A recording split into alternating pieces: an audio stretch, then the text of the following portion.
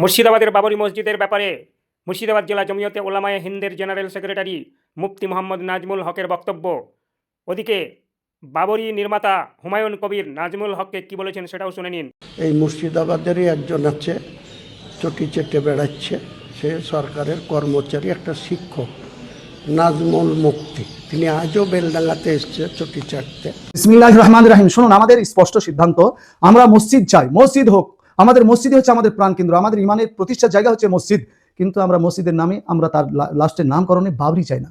আমরা যেটা বলতে চাইছি যে বাবরি নামকরণ দিয়ে বেলডাঙ্গার মাটিতে বা মুর্শিদাবাদে মসজিদ হলে এই যে আমাদের কয়েক লক্ষ পরিযায়ী শ্রমিক বাইরে থাকছে, আমাদের আলেম ওলামা বাইরে যাতায়াত করতে হচ্ছে। 2025 সালের 6 ডিসেম্বরের পর থেকে আমাদের পরিযায়ী শ্রমিকদের যে প্রতি যে অত্যাচার বেড়েছে তার একটা মূল কারণ হচ্ছে, বেশি কারণ হচ্ছে সেটা বাবরি মসজিদ করা। কাজে আমরা বলতে চাইছি যে ভারতবর্ষের পশ্চিমবঙ্গের মুর্শিদাবাদ জেলার যে বড় বড় আলেম সমাজ, তাদের সঙ্গে বসুন, তারা কি বলছেন আমার জানা মতে যে তারা এর বেশিরভাগ বিপক্ষে যাবেন, যে বলবেন তারাও আমার সঙ্গে সহমত হবে যে মসজিদ হোক, কিন্তু বাবরি নামকরণে না হোক। অযোধ্যার ঝামেলাটা মুর্শিদাবাদে না আসুক, অযোধ্যার ঝামেলা অযোধ্যাতেই থাকুক। আমরা ভারতের মুসলমান হিসাবে গণতান্ত্রিক পদ্ধতিতে তার মোকাবিলা করব, কিন্তু ওই সমস্যা মুর্শিদাবাদে না আসুক।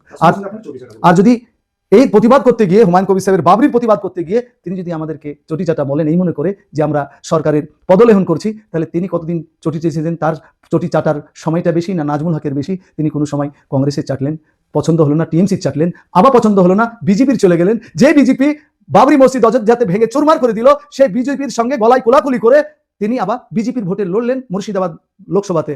এখন পছন্দ হলো না, আবার মমতা ব্যানার্জির হাত ধরে দীর্ঘদিন চটি চেটে এবার আবার ফিরে এলেন। কাজী চটি চাটা কে বেশি, জনগণ হুমায়ুন বাবুকে জানিয়ে দিবে যে নাজমুল হক বেশি না উনি বেশি, জনগণই বিচার করবে।